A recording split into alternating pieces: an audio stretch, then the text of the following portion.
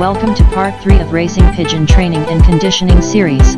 Let's get started where we left off. Mid-season training. Training mid-season is a huge question and there is no one right answer. It depends a lot on how you manage your team during the races. If they are all beat down from tough races, then you are in rebuilding mode. If you are managing your team well, then you should always have some birds that are fresh, some that are in tweaking mode and some that are in recovery or what I call rebuilding. Loft flying. Loft flying should be made available to all birds. This time spent watching your birds loft fly is a very good way for you to evaluate how the birds are feeling. Birds that just go off a very tough race will not feel like flying and you know you are in the rebuilding mode.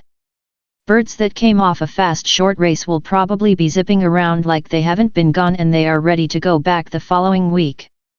Birds that are in the tweaking mode are loft flying, have had adequate time to rest and are ready for road training.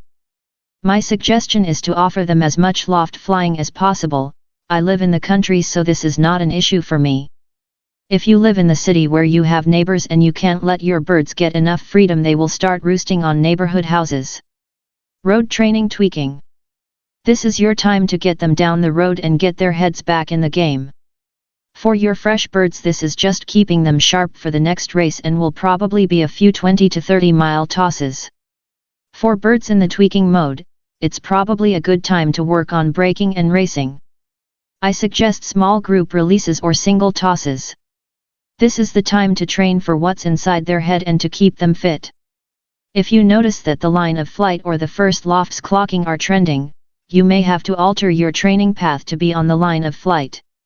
Often the line of flight is not the straight line you drew on your map. Take a serious long look at the race results.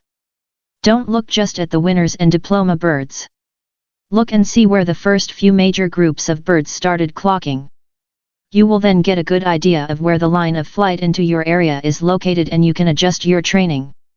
If you are getting your miles in, getting your birds to have successful confident tosses, you are doing well.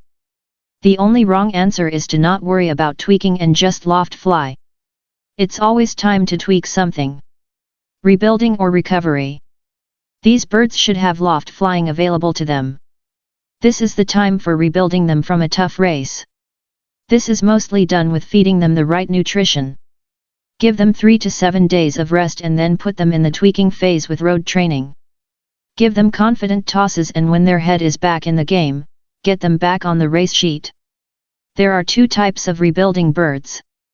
First, birds that came off a tough race, but clocked and did respectable.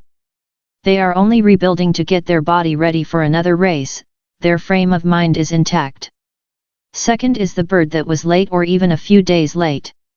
This bird had a huge shock to his system from sitting out a few days, taking the wrong turn, maybe even overflying by 100 miles.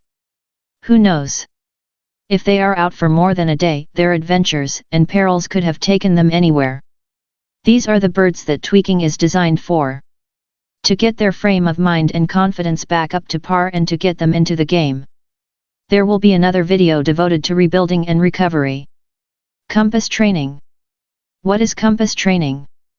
Compass training is based around the theory that race pigeons while en route home from a race will remain in a large group until it's time to break from the group and head to their own individual loft.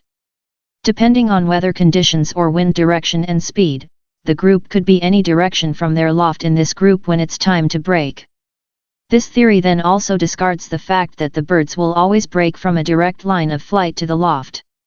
Most literature will teach you that a fancier needs to determine the direct line of flight to their loft along with other lofts and then determine where their birds would need to break. This theory doesn't necessarily contradict the straight line of flight theory, but acknowledges that there is a point at which the birds need to break, but that the breaking point could be almost any direction from the location of the loft depending on race variables. The key word in this philosophy of training is that you are training your birds to break, but not just from one single line of flight. That's it for part 3 of Racing Pigeon Training and Conditioning. Stay tuned for part 4 of the series, where we'll go over race variables, like the wind, direction, and speed in rebuilding and recovery. Thanks for watching. Please like, share and subscribe. Your free downloads are below this video. Check out my other informative racing pigeon videos on my channel. Thank you.